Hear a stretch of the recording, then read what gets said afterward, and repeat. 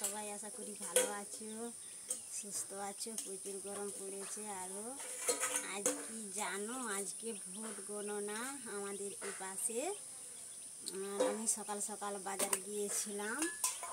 এই যে দেখো আলু এনেছি, এই যে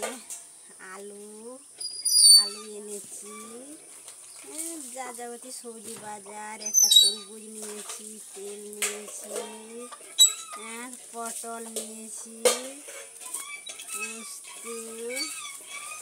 এই যে উচ্ছে, হলুদ, এটা জিরে, এটা হলুদ, আর চাল নিয়েছি। এইগুলি আজ বাজার করে এনেছি। তরমুজ একটা নিয়েছি।